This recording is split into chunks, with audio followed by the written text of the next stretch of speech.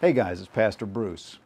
Have you ever noticed that it doesn't matter where you've been in life and how successful you've been, when you get back together with your family for holidays, that they still see you as that 12-year-old punk kid?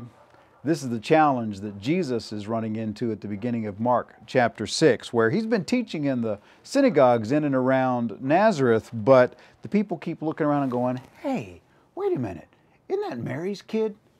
And Jesus makes the statement that a prophet is not without honor except amongst the people that should know him best.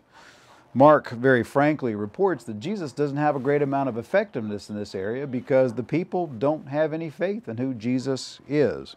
And so begins a pretty varied chapter of Scripture that includes Jesus sending out the 12 on their first missionary journey, a recounting of King Herod killing John the Baptist, which I want to get back to in just a moment, and two very famous miracles, the feeding of the 5,000 and Jesus walking on the water. But what about Herod? Herod had arrested John the Baptist because John had criticized him for marrying his brother Philip's wife, Herodias.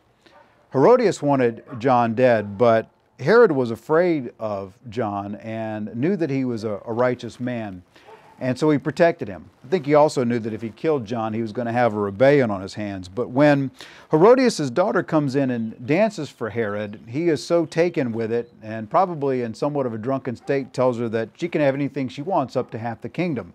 The daughter goes and asks her mom what she should ask for, and Herodias, being a woman of intrigue, says, "How about John the Baptist's head?"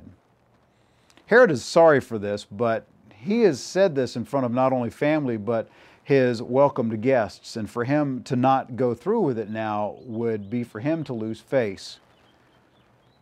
This is an important lesson for each of us. We have got to be careful about what we say. Our reckless words can hurt people. Now, it's probably not going to lead to somebody getting their head lopped off, but it can still be a very painful situation.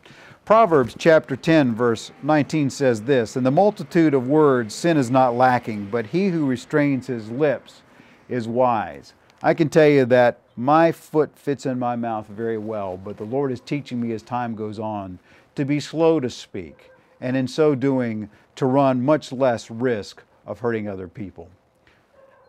That's my encouragement to you today. Be slow to speak, and in so doing preserve your own reputation and save pain in others' lives as well. God bless you as you go.